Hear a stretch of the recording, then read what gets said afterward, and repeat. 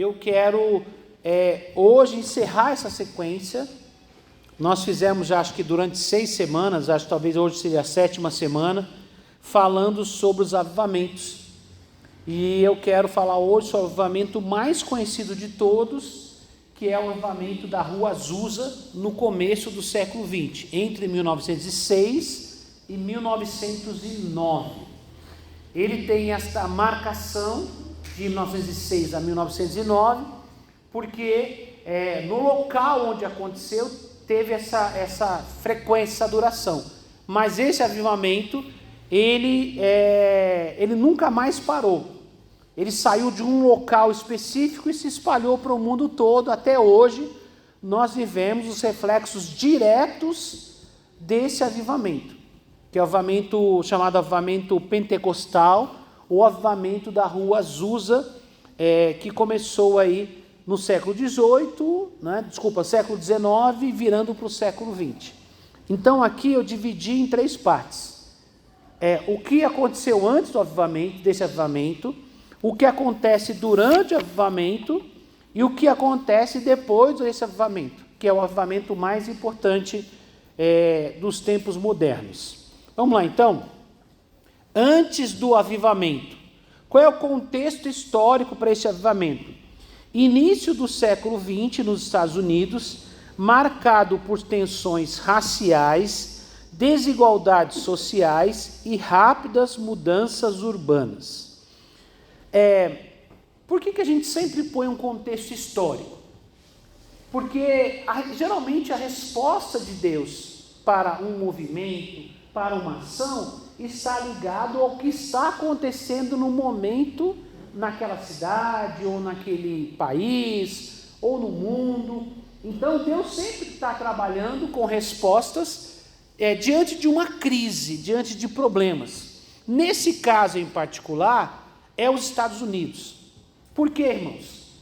Porque Deus também ele tem uma sabedoria de entender que alguns movimentos, eles têm que estar em certos lugares, porque dali ele vai ter mais facilidade de trazer movimentação. Vocês viram que os outros avivamentos que nós estudamos aqui anteriormente, todos foram na Europa. Perceberam? Por quê? A Europa era o foco do mundo naquela época. O mundo girava. Estava na Europa, estava na Alemanha, na França, ali onde hoje é a Suíça. Nós vimos alguns movimentos ali na Irlanda, né? A gente estudou, o primeiro que a gente estudou foi da Irlanda, depois fomos nos outros e terminamos a semana passada, a semana retrasada, né? Semana passada estava aqui o pastor que veio de Miami, o evangelista, Albert, né? Era o Licona, depois virou o Alejandro e depois virou o Albert. Tudo tranquilo. Da outra vez era depois veio o apóstolo Paco, não foi isso? Não? Eu paguei aquele mico total, apresentei ele com outro nome. Né? Dessa vez, pelo menos perto da hora da reunião eu já sabia quem era. Até o dia eu ainda achava que era outro. Né? Mas tudo bem, irmãos, tudo bem, sem problema, foi uma bênção. Evangelista Albert é uma pessoa muito sensível ao Espírito, muito abençoada, nós somos muito abençoados. Né? Pregador surpresa, próxima vez eu vou colocar aqui um cartaz, né? Pregador surpresa que vem, né? Acho que fica melhor, né? Fizemos um cartaz com depois eu pedi correndo para Dani, pelo amor de Deus, Dani, muda, põe o Alejandro, depois quando chegou na hora, querendo colocar a projeção de Alejandro, não, pelo amor de Deus, não coloca Alejandro, não, já mudou. Mas tudo bem, irmãos, faz parte. É pregador surpresa. Próxima vez eu colocar pregador surpresa, colocar uma fotinha, colocar aquela silhueta assim, uma interrogaçãozinha assim, pregador surpresa, então é fácil. Maravilha. Irmãos, voltando aqui, então, quarta-feira retrasada a gente falou sobre o avivamento na Inglaterra, em particular, né? A gente viu aqui, principalmente a história de John Wesley, né? Que tem Whitefield e John Wesley. Porque naquele momento, o centro do mundo estava na Inglaterra. O centro do mundo estava na Inglaterra. E ali é onde saíam, a Inglaterra detinha o ouro que vinha das explorações nas Américas, acabava caindo sempre na Inglaterra, porque a Inglaterra detinha o poder da Revolução Industrial. Então, Portugal e Espanha, né, principalmente Portugal, o dinheiro todinho do Brasil foi para Portugal, o ouro do Brasil, as pedras preciosas, e acabou caindo na mão da Inglaterra. Porque eles tinham a tecnologia da época, né, que eram as máquinas a vapor, detinham toda a estrutura, a construção de estradas de ferro, enfim, eles exportaram para o mundo todo. Não sei se vocês sabem, essa linha que tem, que vai de Santos até Jundiaí, era uma linha só de trem. Quem instalou isso aí foi uma empresa americana, uma empresa inglesa, e eles tinham o domínio, né, sobre a linha por 100 anos. Eles foram donos da linha, a concessão deles, o nome é concessão, né, de 100 anos. 100 anos. Então, eles tiveram muito isso aí. Então, o avivamento ali, ele tinha mais poder de chegar em outros lugares. Agora, nós estamos começando a estudar o que? Avivamento já nos Estados Unidos. Por quê? Nesse momento, os Estados Unidos já chama atenção para ele. Os Estados Unidos detêm tecnologia, detêm conhecimento, universidades poderosas. Os Estados Unidos ainda não é tão poderoso quanto hoje, mas ele já despontava e influenciava muito o mundo. Então, nessa virada aqui, os Estados Unidos está em destaque. E Deus traz um avivamento ali, por quê? Porque a partir desses lugares que tem esse movimento, que tem essa atenção, é mais fácil um avivamento chegar até outras pessoas. As pessoas pegarem informação e transferirem isso. E o contexto histórico. A questão do contexto histórico tem a ver o quê? Sempre que há um avivamento, ele está ligado a uma crise que está acontecendo naquele lugar. Essa crise, no caso dos Estados Unidos, havia um conflito de classes sociais, havia também um conflito de raças, porque agora os negros já não eram mais escravos, já havia essa geração que eram de libertos, porque a escravatura dos Estados Unidos saiu antes da brasileira, um bom tempo antes, né? Inclusive a Guerra Civil Americana teve muito a ver com essa questão de libertar escravos. Então, já havia uma geração de não escravos, mas também, por outro lado, isso aumentou o racismo, a segregação, os problemas. Então, havia todo um contexto. Além de tudo, estavam se formando grandes metrópoles, grandes cidades. E as pessoas criadas no interior, formadas, elas vêm para uma grande cidade, elas vêm com um sonho de vida. Só que ela vem para uma grande cidade, ela não tem estudo, ela não tem dinheiro, ela vai morar num lugar qualquer, vai trabalhar quase que dia e noite, e ela não vai viver direito. Então é todo um ambiente muito difícil para as pessoas. Lembra que eu falei da Inglaterra, os mineiros, né, lá que trabalhavam o dia todo, iam para a madrugada, não tinham tempo, estavam fora do contexto da sociedade, as igrejas não abraçavam essas pessoas. Então você percebe que é lugar diferente, talvez o conceito da crise é diferente, mas o princípio sempre é o mesmo. Pessoas fora da igreja, as crises no país, a questão de problemas políticos, crises morais dentro de um ambiente, tudo isso é um ambiente que Deus precisa intervir. Mas como é que Deus intervém neste ambiente? Deus intervém nesse ambiente através de um avivamento. E o avivamento primeiro chega nos crentes. Isso sempre é assim. Deus começa a ativar crentes, levando-os ao arrependimento, à mudança de vida, a olhar para fora da igreja e entender que as pessoas estão indo para o inferno enquanto a gente está cantando hinos e adorando a Deus, querendo o céu na terra. Está cheio de gente indo para o inferno. E a igreja acorda para os que estão de fora, ora, se arrepende, muda de vida, enfim, há uma série de transformações que acontecem dentro do ambiente da igreja, primeiro, antes de acontecer para fora. Isso é uma marca de avivamento. Deus trabalha na igreja uma transformação, uma sede por Deus e pela vontade dele se estabelecer. Isso gera ambiente. Então, repetindo o contexto histórico, início do século XX nos Estados Unidos, marcado por tensões raciais, desigualdades sociais e rápidas mudanças urbanas. Tá? Vamos lá. Clima religioso. O movimento de santidade, que é o movimento chamado Holiness, enfatizava a pureza de vida e uma segunda bênção, após sua conversão, criando expectativa de uma nova obra do Espírito Santo. Nós não estudamos esse movimento, tá? É um movimento, eu cheguei a citar ele para vocês, não vai dar tempo de estudar agora com detalhes, mas o movimento de santidade, ele veio depois dessa segunda reforma, que trouxe mais, que a gente estudou, mais perto de Deus, mais Bíblia, mudança social. Começou a haver um desejo de uma vida de santidade. Uma vida de santidade, uma mudança, transformação, e isso preparou o caminho para esse avivamento, que era um desejo por Deus e procurar entender qual era a vontade de Deus para as suas vidas, tá? Agora nós temos Charles Parham, pregador do Kansas, que ensinava sobre o batismo no Espírito Santo, com evidência inicial de falar em línguas. Em 1901, Agnes Osman falou em línguas em sua escola bíblica em Topeka. Então, irmãos, o que acontece? Deus começa a direcionar pessoas para um desejo de falar em línguas, como acontecia na igreja primitiva.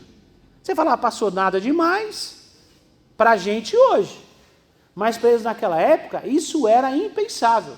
Porque todo o conceito, toda a estrutura religiosa, toda a teologia que a gente hoje chama de tradicional, que naquela época era atual, dizia que aquela unção, aquele sobrenatural, ficou na era apostólica. Quer dizer, enquanto teve o último apóstolo de Jesus, que no caso foi João, que foi o último a morrer, houve batismo com o Espírito Santo, dons de revelação, profecia, falar em línguas, porque aquilo eram sinais para a igreja crescer, se estabelecer. E depois eles cessaram. Até hoje nós encontramos igrejas tradicionais que defendem essa tese, que os dons não existem mais como existiam, que não tem o falar em línguas, que não há batismo com o Espírito Santo. Então, para eles, isso era o normal.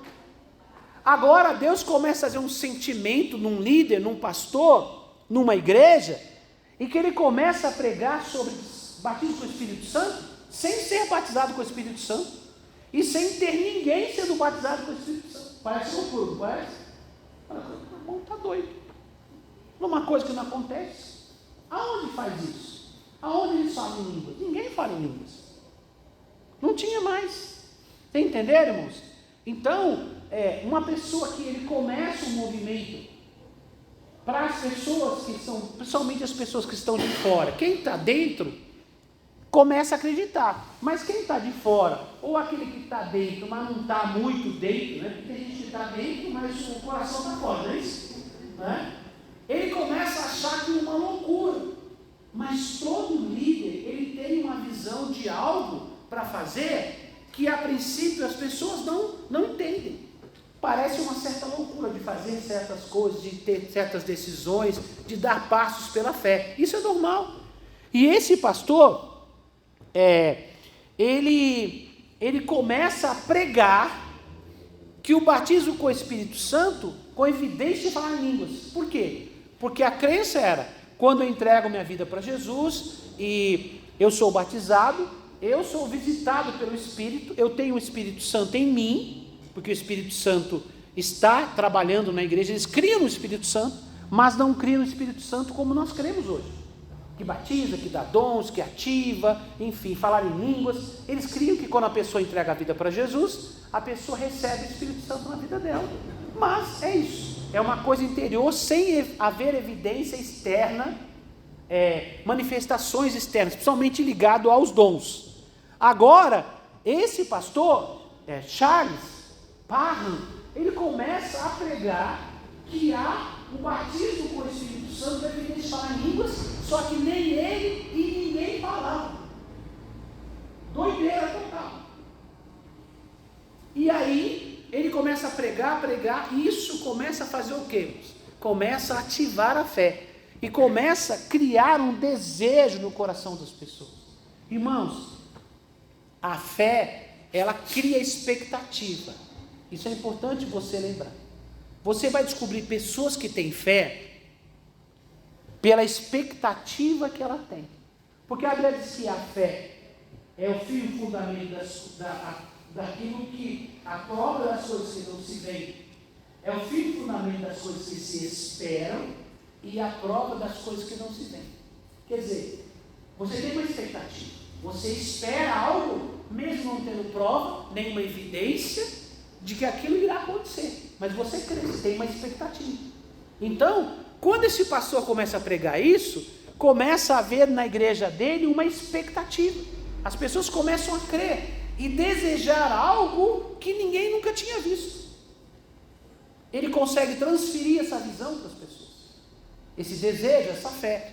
E aí, uma mulher, na escola bíblica, ela está orando e ela foi batizada com o Espírito Santo. Fala amém. Para nós hoje, como se diz, pode parecer uma coisa comum. Mas naquela época, irmão, isso foi um furor. E aí, irmãos, Deus começou a trazer um movimento naquela igreja, e mais algumas pessoas foram batizadas com o Espírito Santo, porque agora alguém vai batizar com o Espírito Santo. Quer dizer, o fogo acendeu, irmão, quem chegar perto, está na mesma expectativa, o fogo começa a espalhar. O fogo começa a espalhar. Não é? E aí a coisa vai avançar. Vamos continuar aqui. Então, irmãos, William Seymour, que é o personagem principal que vai ser o pastor do movimento da Rua Azusa, tá?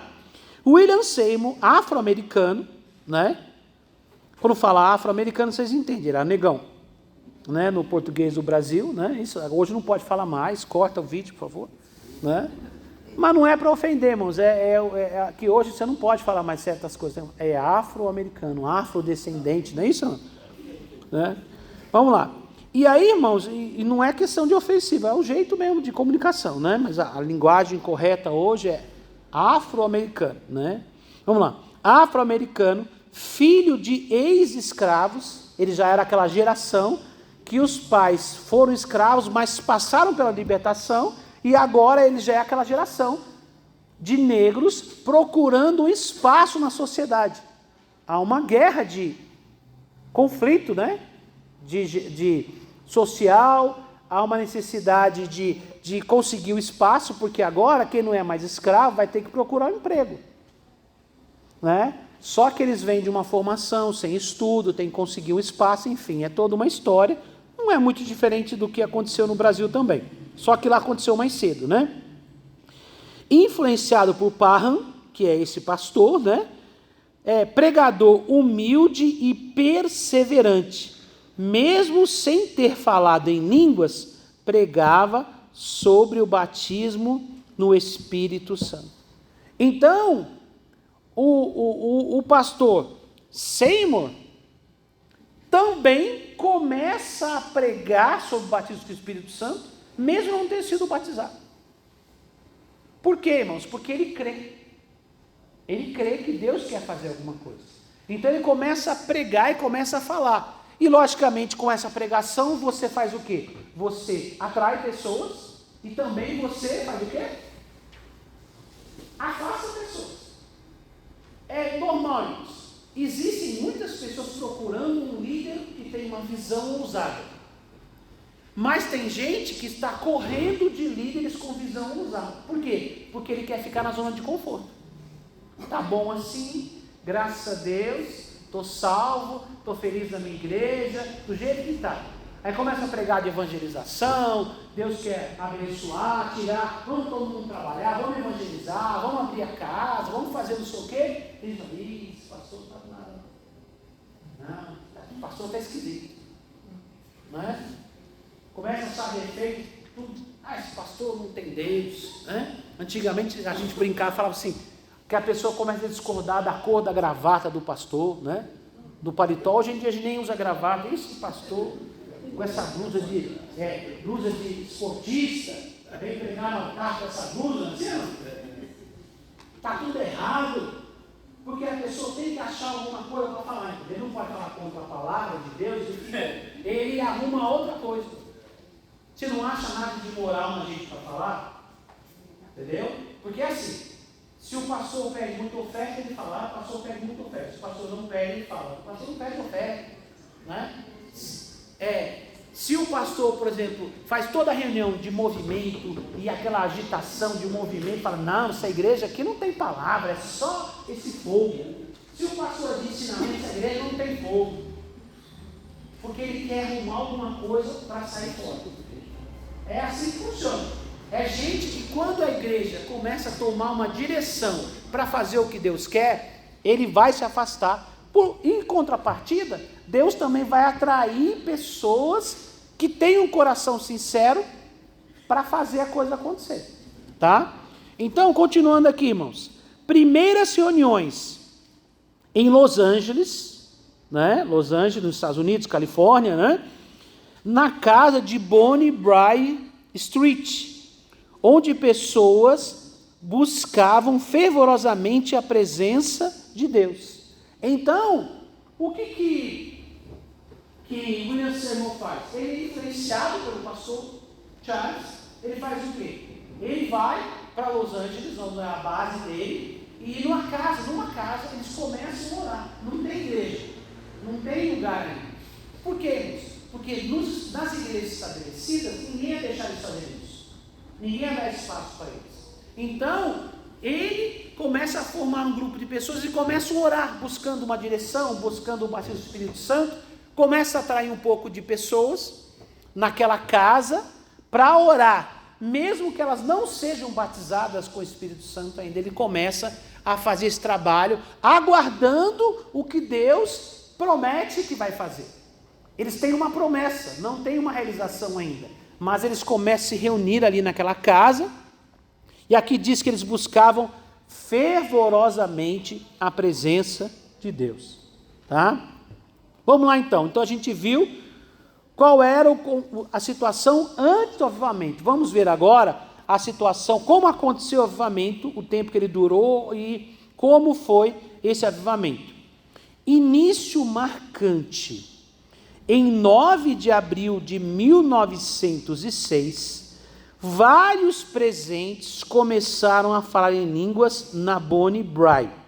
Tá? Então, irmãos, nessa casa dessa rua, Bonnie Brae, naquele dia, várias pessoas falaram em outras línguas. E aí o que aconteceu? O local ficou pequeno para a multidão. Presta atenção numa coisa, irmãos.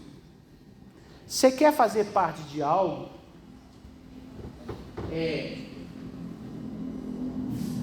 Você precisa, primeiro, buscar estar participando.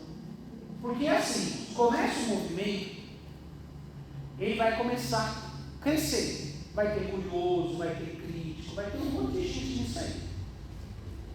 Certo? Mas geralmente a bênção mais poderosa são naqueles que acreditam em algo quando ele não existe ainda. Jesus falou para Tomé, sobre as pessoas que creem, que precisam crer, né, mesmo sem ver. Quando Jesus passava no lugar, né, e as pessoas viam milagres, as pessoas admiravam, mas sabiam. Agora, existiam pessoas que nunca tinham visto aquilo, estavam crendo sem ver, começaram a ouvir, começaram a crer. Então Jesus chama essas pessoas de bem-aventuradas, Porque se você vê sempre, aí não é fé mais, é constatação. Agora, se você não vê e você crê, isso é fé verdadeira. A fé não é a que vem depois. Depois é uma constatação. Está ali. A fulano foi curado. Maravilha. E eu não tive fé para aquilo ali. Agora, eu tive uma constatação. Mas aquilo pode ser o quê? O início para que eu também tenha fé. Eu vejo um milagre, eu começo a crer que é possível ter milagre. Não é?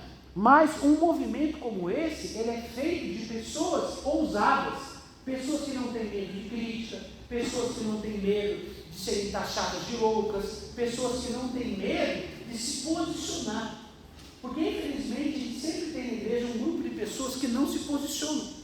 Por quê? Porque eles querem ficar bem com todo mundo. E eu vou dizer uma coisa para vocês, mano. Gente que quer ficar bem com todo mundo, acaba mal. Acaba mal. Então, Deus abençoa as pessoas que se posicionam. Porque quem se posiciona, ele vai pagar um preço por isso. Ele vai ser perseguido, vai ser taxado, vai ser deixado de lado, vai virar talvez motivo de brincadeira, de chacota, porque ele se posiciona. Mas há uma recompensa de Deus para essas pessoas. Então, desse grupo de irmãos, junto com o pastor William Seymour, nasceu o maior movimento cristão de toda a história. Passou, mas não foi o Pentecostes. O Pentecostes foi lá, foi poderoso, Israel, se espalhou, mas depois diminuiu, sumiu. O que começa a acontecer nessa casa aqui, irmãos, vai afetar centenas de milhões de pessoas. Vocês entenderam? Então, vai afetar mais gente que tinha no mundo inteiro na época que teve o Pentecostes, lá em Atos 2. As pessoas que estavam ali orando tinham essa dimensão? Claro que não. Não tinham. Por isso, irmãos, que tem pressão. Porque, presta atenção, irmãos, o mundo espiritual, ele dá sinais primeiro que o mundo físico. O mundo espiritual, ele é um mundo de movimentação. Então, quem acessa o mundo espiritual através de uma revelação, através de uma sensação, através de uma palavra profética, uma palavra da Bíblia, ele entende a voz de Deus, ele entende o que está acontecendo. Talvez não entenda tudo, mas ele sabe que há uma movimentação no mundo espiritual, que as coisas estão correndo, ele acessa o mundo espiritual. Só que anjos e demônios, eles veem o mundo espiritual. Então, irmãos, os demônios, eles percebem muitas coisas do reino de Deus primeiro que a gente. Por quê? Porque eles veem a movimentação do mundo espiritual. Eles veem as coisas acontecendo. Eles não sabem tudo, mas eles percebem coisas que muitas vezes nós não percebemos. E o que eles fazem então? Eles não podem impedir diretamente uma ação de Deus, mas eles podem fazer com que pessoas escolham não fazer parte. Então eles vão tentar criar situações, controvérsias, problemas, perseguições, lutas. Para quê? Para que quando aquela bênção está chegando, ela está chegando ali, aquela pessoa fala, não dá mais, vira as costas e vai embora. E a bênção faz assim, e vai embora. Porque a pessoa não conseguiu esperar. Então, irmãos, geralmente, perto de uma grande bênção, existe uma grande pressão, existe uma grande luta, existe, muitas vezes, um esvaziamento de pessoas perto de você. Se é na igreja, muitas vezes parece que a igreja está meio paradona, que não acontece nada. O que é que está acontecendo, irmãos? É porque o inimigo vai criando um monte de luta, confusão, contenda, desentendimento, fofoca, fica aquele clima pesado. Por quê? Porque é as últimas ferramentas que ele tem. Porque se aquela unção chegar, pega todo mundo que está ali. E aí não segura mais. Então ele tenta tirar o máximo possível. Ele tenta criar confusão, ele tenta fazer principalmente a liderança desanimar. Entendeu, irmãos? Principalmente a liderança desanimar. Por quê, irmãos? Porque o Jesus falou, a Bíblia fala assim, ferirei o pastor e dispersarei as ovelhas. Então, irmãos, qualquer pessoa que tem influência sobre outras, se ela desiste, ela influencia as pessoas que ela está liderando, que caminham atrás. Quem lidera tem gente andando atrás dela, senão não é líder. John Maxwell fala que pessoas que acham que são líderes, mas não tem ninguém seguindo, ele está apenas dando um passeio. Toda pessoa que tem liderança, ele tem seguidores que seguem a sua inspiração, a sua animação, a sua energia, a sua fé, o que ele crê, a expectativa que ele tem, né, a maneira como ele trabalha. Então, toda liderança tem seguidores. Então, os contra-ataques vêm principalmente contra a liderança, seja ela instituída, quando eu falo instituída, pessoas ungidas, como aquelas que têm liderança, mas não são instituídas. Porque o diabo, mano, ele olha, ele não está preocupado se tem carteirinha de pastor. Se você influencia pessoas, para ele você é um líder. Talvez você não se veja como líder. Ele vê o potencial que você tem quando você nem acredita que você tem potencial. Sabia? Por quê? Ele fala, olha, fulano ali, essa pessoa lá na frente vai me dar problema. Então eu vou baixar a autoestima dele agora. Eu vou falar que ele não está com nada, que ele é derrotado, que ele não vai chegar em lugar nenhum. Por que o diabo vai gastar tempo de atacar uma pessoa que não vai nada? Fala para mim. Você acha que ele é besta? Não, de burro, Satanás não tem nada. Os demônios também não são burros. Você acha que ele vai ficar perdendo tempo perseguindo gente que não tem potencial? Não. Ele vai focar em quem tem potencial. Em quem tem potencial. Quando eu falo potencial, não é que aconteceu ainda, mas ele sabe que essa pessoa lá na frente vai chegar longe. Por causa da movimentação do mundo espiritual. Então ele tenta barrar o movimento e diminuir a ação. Ele não vai conseguir segurar tudo, não. Mas infelizmente muitas vezes ele consegue tirar pessoas boas do movimento. Mas é porque as pessoas desistiram, desanimaram, ficaram desmotivadas. Não estou vendo nada. E não consegue se manter na posição. Ele vai tentar estragar o que ele puder. Então, irmãos, você percebe aqui que esse avivamento poderoso começou numa casa. Ele não começou numa igreja grande. Tinha muita igreja nos Estados Unidos? Tinha, irmãos. Várias igrejas grandes, grandes denominações. Nessa época, os Estados Unidos já tinham denominação batista, presbiteriana, metodista, estruturas de igrejas para a época muito grandes. Mas nasceu aonde? Na casa de uma pessoa. Por quê? Porque nesses movimentos não cabia. Porque em nome da estabilidade, de não ter mudança, de não ter trabalho, muito pastor e muito líder não aceita a mudança. Alguém fala assim, nossa, essa pessoa é fiel na doutrina. Não é doutrina. A pessoa não quer mudança porque mudança dá trabalho. E porque mudança, quando você vai fazer mudança, você perde gente. A pessoa não consegue ver lá na frente. Então tem muito líder que é contra a mudança. Quando eu falo mudança, não é perder doutrina, não. Pelo amor de Deus, a doutrina da palavra, Bíblia é sempre Bíblia. Mas tem medo de começar um processo. Deus manda fazer uma coisa, a pessoa não faz. Por quê, irmãos? Porque ele fala, vai dar trabalho, vai confrontar certas pessoas. Eu não quero ficar mal com os irmãos gostam de mim. Se eu começar a falar certas coisas, eu vou perder gente na igreja. Tem gente assim. E tem os piores de todos.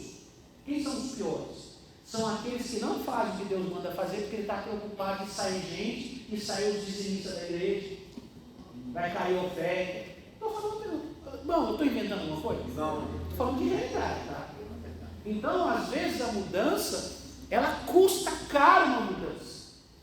Mas os que permanecem no que Deus quer fazer, Deus vai recompensar e vai abençoar.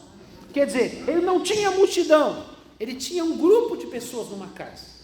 Mas esse grupo de pessoas recebe a experiência de serem cheios do Espírito Santo. E ali, irmãos, a coisa começa a crescer. E ali já não cabe mais numa casa. E aí começa a crescer muito rápido. Né? Porque agora Deus está no processo. E aí Deus vai, ele encontrou pessoas com o coração que estão conectadas com ele. E aí ele vai trazer o crescimento e vai expandir isso aqui. Vamos lá então. Mudança para a rua Azusa, número 312, na Azusa Street. prédio simples, antes usado como estábulo, né? Transformado em centro de cultos diários. Então você percebe o que, irmãos? Que a primeira igreja que trouxe o maior movimento da história começou onde? No estábulo. O que é estábulo, irmãos? Hein? O que é estábulo? O lugar onde ficavam os cavalos. Esse é um lugar feio, fedorento, não é isso? Mas os caras foram lá, arrumaram, limparam e fizeram. Para a época, irmãos, agora as igrejas tradicionais construíram igrejas bonitas, igrejas com uma arquitetura bonita. Imagine, todo mundo com a igreja bonita, construída, com torre, com sino, né? E não é só a igreja católica, não, mas as igrejas evangélicas antigas também, nos Estados Unidos, você olha uma igreja antiga, tem um sino, tem uma torre, tem uma estrutura, tem um terreno, né? Coisa bonita. A primeira igreja pentecostal que existiu começou num estábulo.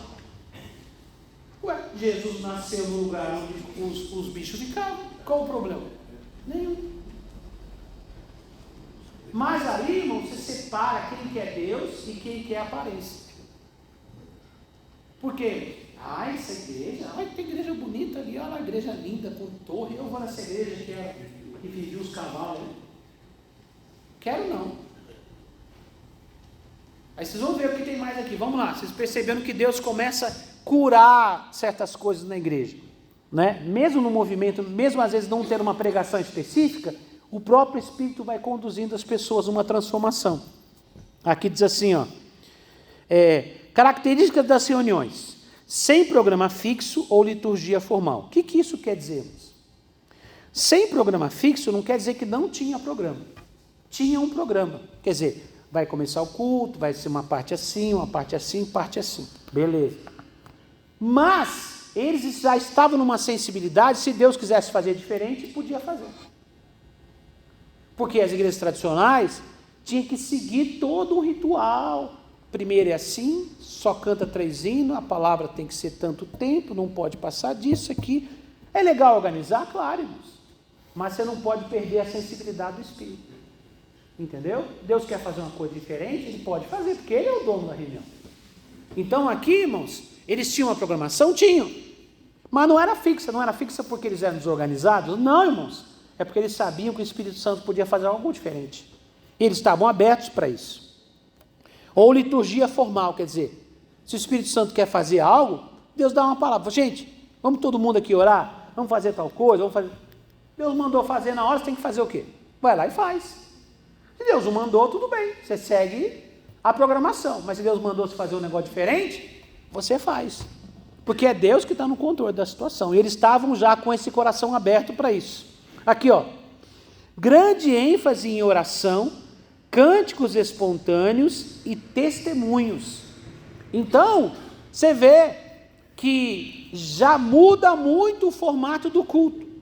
Por quê? Agora o culto tem mais oração. O culto também, ele tem cânticos espontâneos. Quando eu falo cânticos espontâneos, não foi aquele que foi programado, mas Deus dá uma direção, as pessoas começam a adorar, começam a glorificar Deus de uma forma diferente, né? E aqui diz mais, e testemunhos, porque agora, o que acontece, irmãos? Agora, a fé verdadeira, ela começa a produzir frutos, resultados. O testemunho tem bênção, tem cura, sim, mas testemunho de mudança de vida. Testemunhos não são só de cura e libertação. O testemunho é mudança de vida. Olha, eu vivia mal, eu maltratava minha esposa, mas agora eu trato bem. Eu não valorizava a minha família, agora eu valorizo. Eu era assim. Isso é testemunho também, irmãos. A gente pensa às vezes que testemunho é só uma cura, uma libertação, uma prosperidade. Isso também é testemunho. Mas testemunho é transformação pessoal de vida. E aí, como esse povo vivia num ambiente carregado, pesado, uma cidade ficando grande, enfim, o ambiente não era muito bom. A igreja formal já não tinha respostas para os problemas que aquelas pessoas viviam. Guarde isso, isso é importante. A igreja, ela mantém uma linha. Só que o mundo, ele vai mudando. E a igreja, muitas vezes, ela não tem adaptações para conseguir falar com as pessoas segundo as necessidades delas. O que isso quer dizer? A Bíblia continua sendo a Bíblia, a palavra de Deus continua sendo a palavra de Deus. Mas a maneira como ela é apresentada, a abordagem, ela tem que conseguir causar impacto nas pessoas. Se não causar impacto, a igreja se torna obsoleta, ela não muda a vida das pessoas, ela não causa transformação.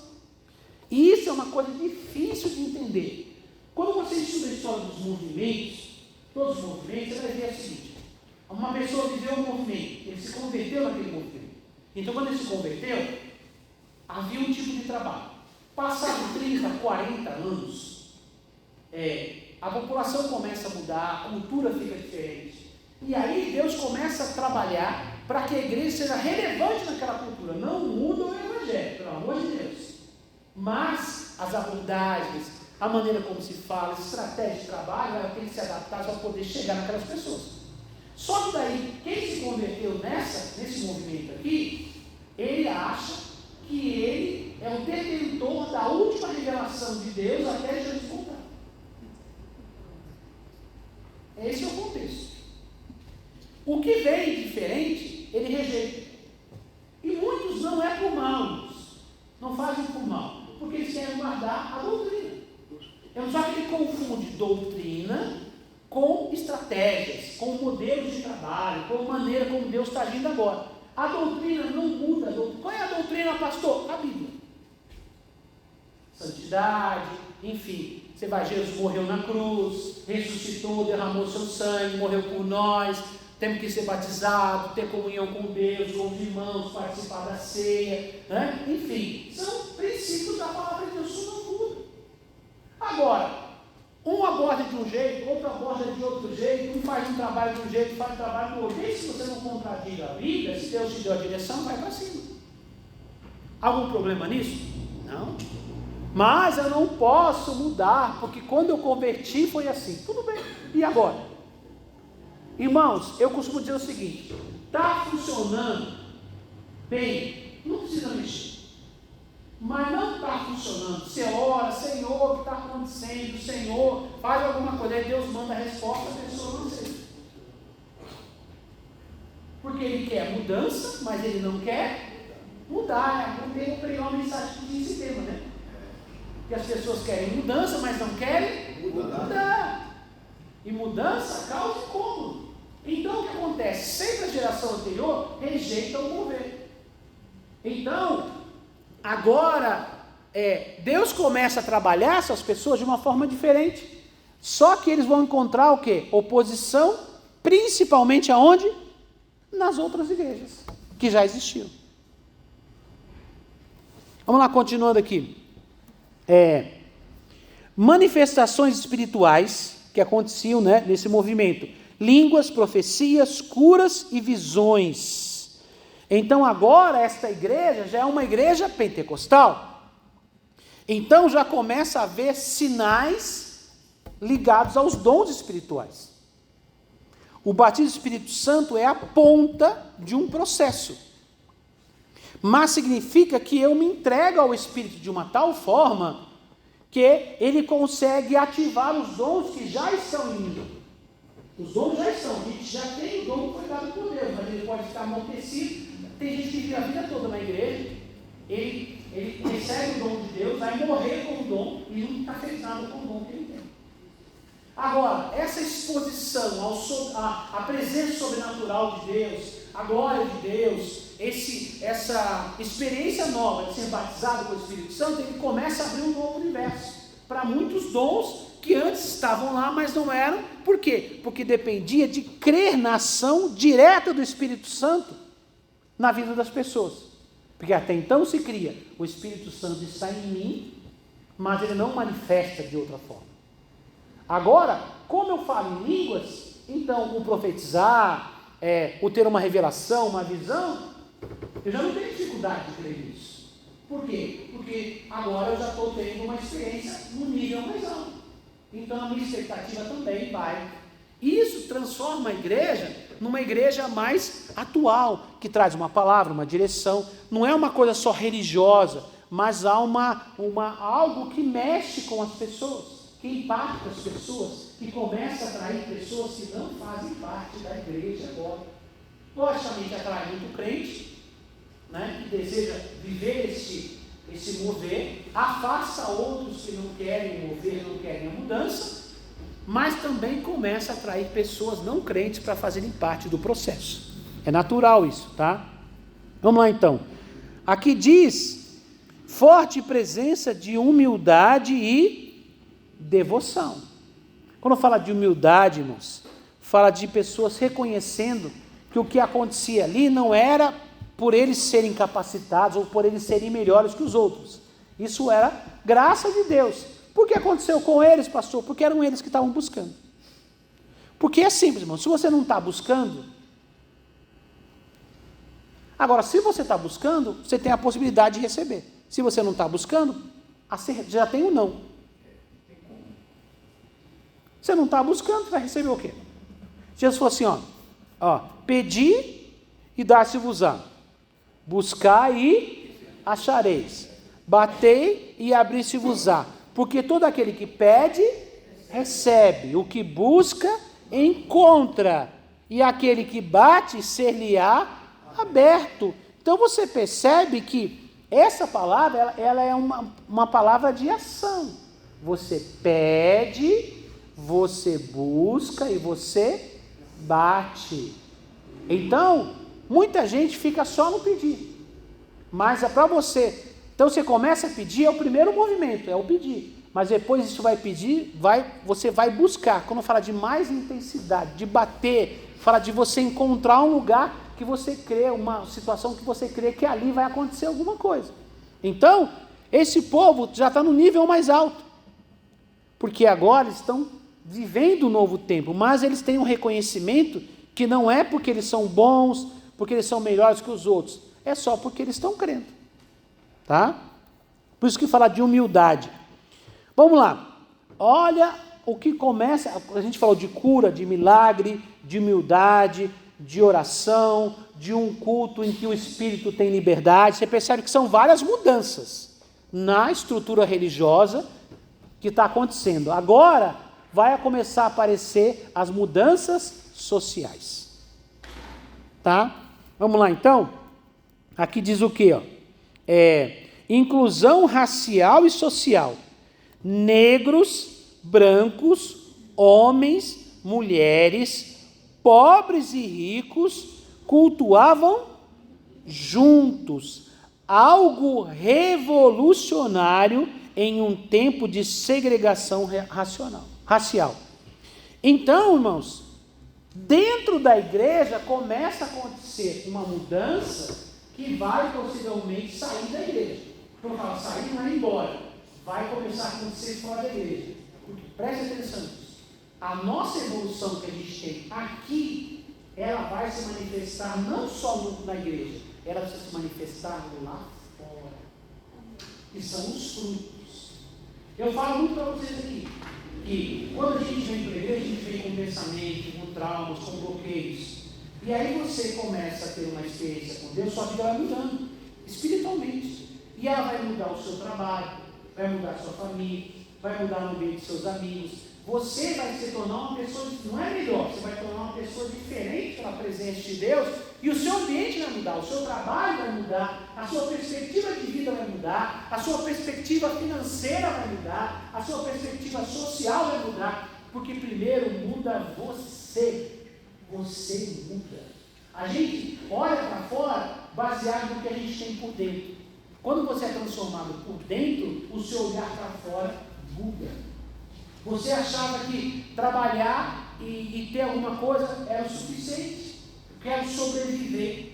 Hoje você sonha com uma vida melhor, você trabalha, você corre atrás, você estuda, você faz um curso, você começa a empreender. Por quê? Porque hoje você tem entendimento, eu sou de Deus, Deus está comigo, Deus vai me abençoar. Você tem uma autoestima melhorada.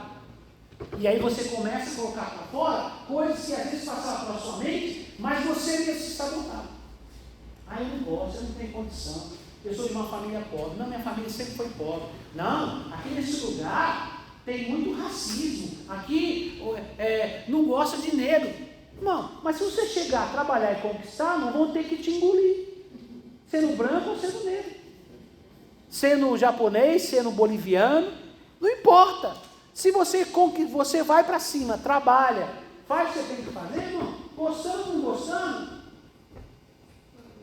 ué, aí eu não vou trabalhar aqui porque eles não gostam de mim, porque eu sou assim, tá? Você tem uma opção, você pode aceitar essa desgraça na sua vida, se encolher e se esconder, e as coisas nunca vão melhorar. Ou você pode falar, não, ninguém tem nada a ver com isso, Deus está me abençoando, eu vou para cima. Aí você cresce e prospera. Pastor, mas pode ter preconceito comigo. Tudo bem, mas pelo menos você prosperou. Pior que ter preconceito com você é você continuar desgraçado. Estou falando uma bobagem? Não.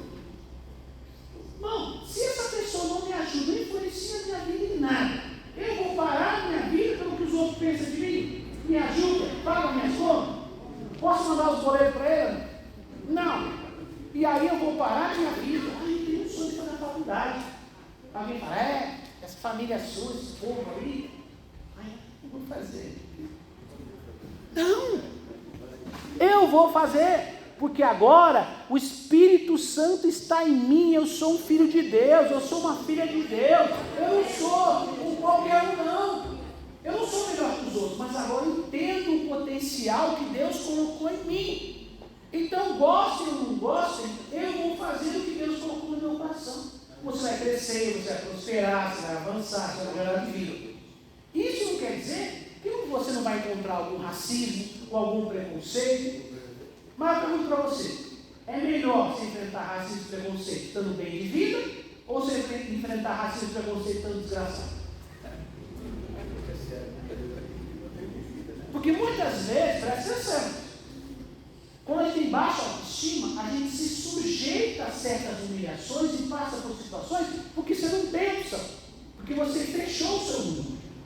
Quando você se levanta em Deus, a sua autoestima se levanta, você sabe que Deus, você trabalha, você corre atrás, gente que vai querer te humilhar, passar para trás, explorar você, agora você tem que poder dizer, não, você não vai me explorar mais não, porque eu não dependo de você.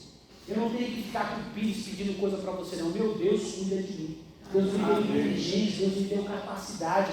E eu estou vencendo na vida. É escolha sua. A bênção de Deus está à disposição. Se você buscar, se você pedir, se você bater, vai chegar. Então você percebe aqui que nesse ambiente aqui de avivamento, aqui diz claramente, porque era uma época em que estava muito forte a questão do racismo. Porque os negros deixaram de ser escravos, já era uma segunda geração, e essa geração queria ascender, queria subir, queria melhorar de vida, porque agora eles não estavam querendo só aquele trabalho manual para servir, trabalho de força, trabalhando para os seus senhores. Agora eles começavam a sonhar em estudar, em ter uma profissão de vida, porque agora eles tinham liberdade. Só que os brancos que dominavam, logicamente que eles não queriam. Então havia perseguição. Só que aqui nesse ambiente de avivamento não tinha essa diferença. Não tinha. Era branco, era negro, era pobre, era rico, era homem e mulher adorando Deus juntos. Também havia a questão de homem e mulher, que também havia uma perseguição difícil contra as mulheres. Nesse avivamento, há uma mudança dentro da igreja. Eu já falei isso para vocês. Toda mudança de avanço social, ela começa com o mover de Deus. Lá no começo da Reforma Protestante, o povo não tinha acesso a quase nada. Nem a leitura, nem serviços básicos, enfim, eram só explorados. Agora a Reforma vem, traz leitura, conhecimento da palavra, as pessoas começam a estudar, começam a melhorar de vida, começam a ter liberdade, pensar diferente. Nós falamos da Suíça. Quem estuda a história sabe que antes da Reforma Protestante, na Suíça, a Suíça era um lixo. Até hoje a Suíça é o país mais organizado, mais limpo que as leis mais funcionam no mundo. E começou a partir de quando? A partir da Reforma Protestante. Só você pegar a história, você vai ver. Eles não gostam muito de falar porque vai divulgar a igreja, né? Então eles escondem, mas se você pegar fatos históricos, você vai descobrir que foi a partir da Reforma Protestante. Então, irmãos, a igreja sempre tem um poder social de transformação. A igreja chega no ambiente, ela liberta a pessoa viciada, que não produz, que só tira, que só cria problema para a família. Agora esse cara não é mais um viciado, esse cara é um trabalhador, a família prospera, ele respeita a esposa, ele é um bom exemplo para os filhos. A sociedade, aquelas pessoas mudam, e a sociedade ganha uma família com padrões diferentes. O ambiente muda. Perceberam o poder do evangelho, irmãos? É por isso que nós temos que evangelizar, irmãos. Evangelizar é muito mais que levar alguém para o céu. Evangelizar é trazer a transformação na sociedade. É poderoso isso demais, irmãos. Então, aqui começa na igreja, mas ela vai sair da igreja, vai se espalhar. Tá? Continuando aqui. Repercussão positiva. Muitos relatavam experiências transformadoras e levavam o avivamento a outros lugares. Então esse é o lado positivo, né? Experiências que transformaram a vida das pessoas, e eles começaram a levar o avivamento para onde? Outros lugares. Maravilha. Quer dizer, isso é bom demais, não pode ficar só aqui. Eles vinham de longe para ver isso, irmãos. Viajavam de países diferentes, né? Vinham de várias regiões dos Estados Unidos para participar. Eles recebiam e depois levavam para os seus países e para as suas regiões. Então isso começou a espalhar. A gente já vai ver isso aqui na frente.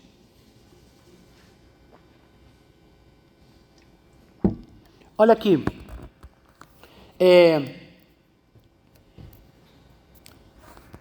Agora a repercussão negativa. Ah, pastor, tem? Sempre tem. Sempre tem. Jornais locais ridicularizavam o movimento, chamando do quê? De fanatismo religioso. Líderes tradicionais criticavam as manifestações. Então, você percebe que há o quê? Uma reação negativa do mundano, dos meios de comunicação, jornais. Então, irmãos, presta atenção. Desde que existe meio de comunicação, o meio de comunicação essencialmente tem se dominado por pessoas que não creem em Deus, pessoas que são contrárias do reino. As trevas trabalham muito em comunicação. Entendeu? Trabalham muito em comunicação. Muito melhor do que a gente. Irmãos, as filosofias, as teorias, os movimentos pecaminosos, eles são poderosos em comunicação. Eles vêm de uma imagem que não é real. Por exemplo, homossexuais estão fazendo um barulho faz tempo. Eles fazem um negócio, e aí tem quem olha de fora e não conhece, fala assim, meu Deus, metade da população agora é homossexual. E parece que... Por quê? Porque você vê no meio de comunicação, nas novelas de hoje, eu não assisto uma novela, mas a gente sabe como é que está. Quer dizer, toda novela da TV, todo programa, tem um programa que vai cantar, o Big Brother, qualquer programa, vai cozinhar, você vai ver lá, tem 10 pessoas, 3, 4, 5 são homossexuais. E você acha que a margem da população é 50% heterossexuais, 50% homossexuais? Sim ou não? Não. Mas eles passam de um jeito que parece que é normal. Está em todo ambiente, está em todo lugar. Como se fosse comum. Entendeu? Eles vendem a ideia de uma pessoa ficar com 20, 30 pessoas diferentes. O importante é você estar bem. Não gostou, ficou lá, pega outro lá. Conhece a pessoa agora, já vai dormir com ele. No outro dia larga ele, pega o outro. É assim que dá. E os personagens são criados assim. As novelas mostram um casamento com problemas, e aí a história é assim. O marido é um cara ruim, é um cara mau, um cara incompreensivo, e aquela mulher está sofrendo, e de repente aparece, lá ela vai, sei lá, no hospital, ela vai, sei lá, num lugar, numa academia, ela vai viver, fazendo a vida dela normalmente, de repente ela encontra ali um homem compreensivo, educado, romântico, compreensivo, homem compreensivo, é quase mentira. É porque a mente da mulher é complexa, vocês sabem, né? Brincadeira, moça. Olha aqui para mim. Aí, presta atenção. A gente é crente, tá? Aí, de repente, você começa a pensar assim: caramba, essa mulher merecia esse homem aí. Ele gosta dela, já viu? Você começa a torcer para o adultério. Você começa a torcer para o divórcio. Você começa a torcer para a traição. Vocês já se pegaram assim? Por que tem um monte de filme hoje que o ladrão de banco é legal? Não é? Tipo assim, Casa de Papel. Clássico, não é isso? Casa de Papel. La Casa, não é isso? Para falar espanhol, que a gente está meio misturado com latino, agora La Casa. Pastor Carlos estava até tocando em espanhol, eu falei, meu Deus, mudei para Miami de vez. Irmãos, olha aqui. Aí você começa a torcer para os assaltantes de banco. Até chove. Eu estou falando para vocês entenderem como o mundo, a mídia, vende as coisas. Ela vende uma imagem distorcida. Como ela fica batendo na cabeça das pessoas? Muito mais. A pessoa tem igreja uma vez por semana, ou uma pregação de 1 hora, 1 hora e pouco, 40 minutos, da Bíblia. Aí ele fica sendo tocado com músicas mundanas, que ensinam adultério, prostituição, vida errada, com filmes, com novelas, com o jornal enviesado. Como é que fica a mente dessa pessoa? Perceberam, irmãos? A gente começa a aceitar coisas que a gente jamais aceitaria alguns anos anteriores. O mundo está mudando. Aí vem a questão: e como a igreja está conseguindo falar com essas pessoas? Essas coisas continuam sendo pecado. Ele pode falar que não é. Até algum tempo no Brasil, na lei brasileira, adultério era um crime. Vocês sabem disso, está na lei. Hoje já não existe mais. Não existe mais. Então, entendam isso. As coisas vão mudando. Se a igreja não tiver uma resposta para comunicar, para chegar, se a igreja não tiver uma unção de Deus, uma linguagem sobrenatural, a gente não avança. Os meios de comunicação, desde sempre, perseguem a igreja. Presta atenção nisso. Distorcem, ridicularizam, enfim, é o que está acontecendo aqui. Aqui, os jornais, que eram um meio de comunicação da época, nessa época estavam começando a surgir o rádio, ainda não tinha surgido, estavam testes de rádio, virando rádio, não tinha TV ainda. O meio poderoso de comunicação dessa época era o jornal.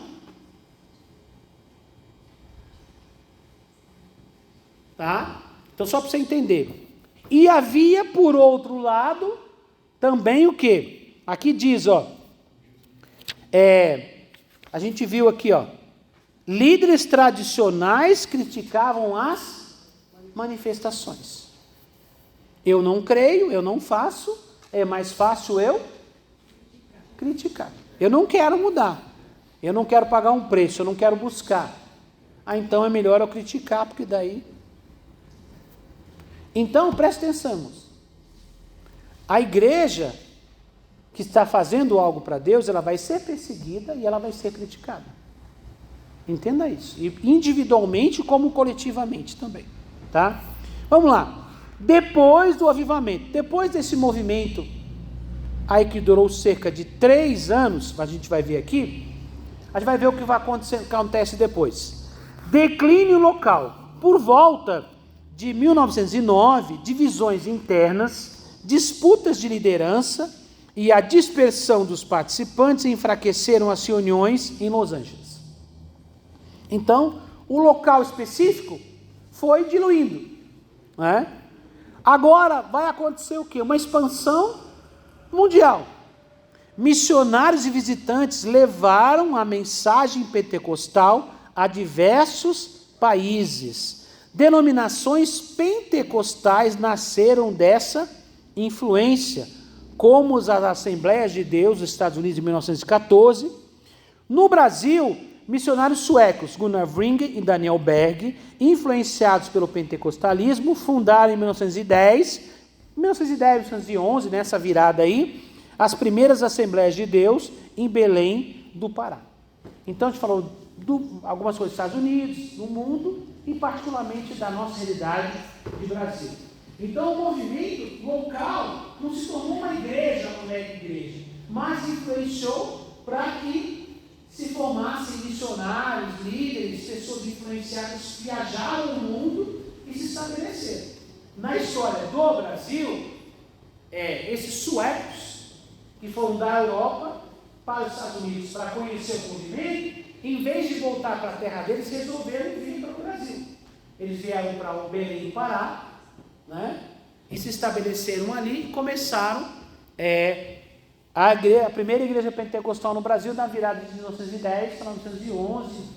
Chegaram em 1910 e começaram um movimento, e depois, virando 1911, oficialmente, a Assembleia de Deus nasce no Brasil. Ela vai nascer posteriormente nos Estados Unidos, ela nasce no Brasil, tá? Ela está no mundo inteiro hoje, mas ela nasceu no Brasil.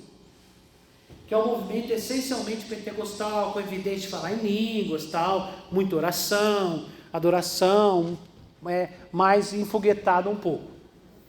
Como eu falei para vocês, tem um outro movimento que vem depois, virando na metade do século XX, na década de 50, vai haver um movimento de tendas, que é um upgrade do pentecostalismo. Quando eu falo upgrade, ele subir o nível. E agora, a igreja pentecostal não é só falar em línguas, agora a igreja pentecostal também tem sinais, curas, milagres, sobrenatural. Esse é chamado movimento de tendas no meio do século XX. Chegou no Brasil aqui no começo da década, final da década de 50 e começo da década de 60. Desse movimento de tendas no Brasil, despertou a Quadrangular, que já veio dos Estados Unidos e começou também como movimento de tendas. Nasceu ali Brasil para Cristo, Avivamento Bíblico, Deus é Amor e Casa da Bênção. Foram as igrejas que nasceram desse movimento de tendas. São igrejas com ênfase em cura e libertação. Tá? E depois, a partir dessas igrejas, surgiram todos os movimentos pentecostais de cura e libertação. Vocês sabem que a partir da Casa da Bênção no Rio de Janeiro é que surgiu a Universal, a Igreja da Graça, tanto o pastor, o missionário R.R. Soares como o bispo Macedo. Eles eram da Igreja Nova Vida, que era uma igreja pentecostal. Eles foram para a Casa da Bênção no Rio, que é Quintino, como o missionário Cecílio, que era o líder na época, um líder doido assim, para fazer campanha, movimento. Macedo parece, em alguns momentos, muito com ele, nessas coisas que você faz assim, ninguém entende o que acontece, o missionário Cecílio era assim. Coisas que é a mesma coisa. Eles saíram dali, começaram juntos a Universal, se desentenderam, os dois são cunhados, vocês sabem que o de Macedo e R.R. Soares são cunhados. Eles se desentenderam, a R.R. Soares saiu e começou a Igreja Internacional da Graça de Deus, e o R.R. Soares e o Macedo continuou a Universal. Mas essa questão de campanha, movimento, essa coisa toda, eles aprenderam e foi na Casa da Bênção. Os dois foram ditos pastores na Casa da Bênção. Na Igreja Nova Vida, eles não eram pastores. Eles foram ditos pastores na Igreja Casa da Bênção.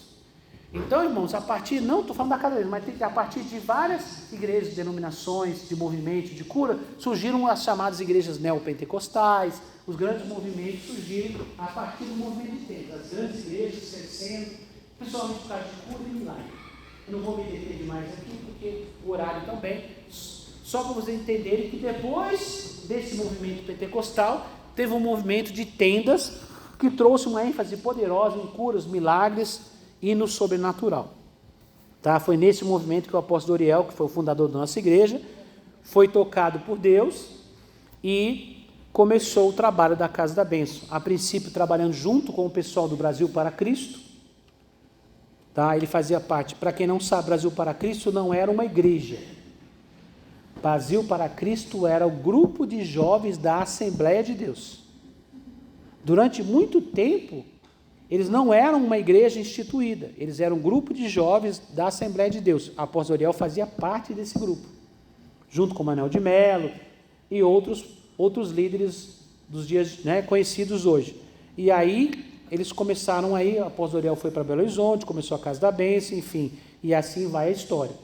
O Manuel de Melo continua aqui no São Paulo, com rádio, enfim, com um trabalho muito forte aqui em São Paulo, e assim foram os movimentos se espalhando aí e desdobraram em muitos ministérios e muitas igrejas com sinais, com maravilhas, palavra profética, dons de cura, né? É um avanço um pouco maior do que o movimento pentecostal primeiro aqui, que a gente viu, que já foi poderoso, que varreu o mundo todo, tá bom? Vamos lá, continuando aqui, questão de tempo, não dá para falar mais aqui, vamos lá. Legado. Azusa, está falando da igreja da rua Azusa, tá? Foi o catalisador do movimento pentecostal e carismático global, tá? Só explicar uma coisa para vocês aqui. Hoje estima-se que centenas de milhões de cristãos pentecostais e carismáticos no mundo tenham raízes espirituais ligadas a esse avivamento da rua Azusa. No Brasil, o termo carismático ficou conectado com a Igreja Católica. Vamos falar, carismático, a primeira coisa que você pensa o quê? Na Igreja Católica carismática, não é isso? Não. No Brasil, o movimento do Espírito Santo chama-se pentecostal. Na América Latina todinha, o que a gente chama de pentecostal, eles chamam de carismáticos. O Brasil chamou de pentecostal. E depois o termo carismático ficou ligado à Igreja Católica. Mas em qualquer lugar que você vai na América Latina, não fala igreja pentecostal, fala assim, essencialmente, igreja carismática. Por que carismática? Porque a palavra vem da raiz da palavra charis, que é carisma. Carisma é dom. Então, quando fala uma igreja carismática, é uma igreja que crê na ativação dos dons. Os dons não são teóricos, os dons são práticos. E a gente viu aqui que quando eles receberam o Espírito Santo, tinha o dom de falar em línguas, mas também de profecia, de visão, algumas curas. Então, aqui no Brasil, que é um movimento pentecostal, em todos os outros lugares da América Latina se chama movimento carismático. Inclusive, a igreja de células, né, da Colômbia, chama MCI, Missão Carismática Internacional. Então, aqui no Brasil, na carismática, você fala, não sou católico. Não, carismática é que crê nos dons espirituais, na ação dos dons. Deus ativando os dons das pessoas, tá? Só uma explicação aqui. Sua principal marca foi reforçar a atualidade do Espírito Santo e dos dons espirituais na vida da igreja. Quer dizer, o que isso quer dizer? Que o Espírito Santo não é só uma lembrança de que na igreja primitiva eles tinham dons, o Espírito Santo manifestava. Agora eu tenho o Espírito Santo, mas aqui em mim ele é quietinho. Está quase em mim. Não é? Agora não. Agora há uma atualidade, quer dizer, não é só naquela época aquele povo que tinha o Espírito Santo e tinha sinais. Hoje a gente não só tem o Espírito Santo, mas tem os sinais do Espírito atuando. Os frutos do Espírito, né? Os dons do Espírito estão ali trazendo transformação pessoal e também transmitindo a bênção para outras pessoas através dos dons que nós recebemos. Então esse é o legado, isso que trouxe para nós o movimento pentecostal nascido lá na rua Azusa, em Los Angeles. Amém? Vamos ficar em pé? Conclusão. O avivamento da rua Azusa. Pode ficar em pé, moço. É que eu estou para poder correr, irmão, cada horário. O avivamento da rua Azusa foi preparado por um ambiente de expectativa espiritual. Quer dizer, eles estavam o quê? Esperando. E esse esperar, irmão, era ligado à oração. Buscar, desejar, crer. Vivido intensamente em manifestações do Espírito e seguido por uma expansão global. Tornou-se um divisor de águas na história cristã moderna, trazendo renovação, desafios e esperança para gerações futuras. Fala amém. Amém. Vamos orar para que o Senhor avive a sua igreja, que o seu poder, a unção do Espírito, e que nós consigamos ser uma igreja relevante para os nossos dias, hoje. Senhor, nós estamos aqui, faz o que é preciso fazer, não me deixe apegado a tradições. Eu quero receber a tua revelação para agora, para este momento, que a tua igreja seja uma igreja viva, que a tua igreja seja uma igreja atuante, que a tua igreja tenha poder de influenciar a sociedade, de mudar vidas, de trazer conversões, que a tua igreja seja um berço de avivamento, que eu seja, Senhor, um fogo poderoso do teu Espírito por onde eu estiver. Vamos orar. Pai, em nome de Jesus, nós estamos na tua presença nessa noite, e nós estamos encerrando uma série de estudos sobre o avivamento. Nós aprendemos tantas coisas poderosas nessas últimas 7 semanas. Muito obrigado, Senhor, por essa oportunidade. Que o Senhor vai com a transformação, uma mudança poderosa em nossas vidas. Senhor Espírito Santo, nós queremos declarar para o Senhor total liberdade em nossas vidas. Conduza, Senhor, em todos os sentidos.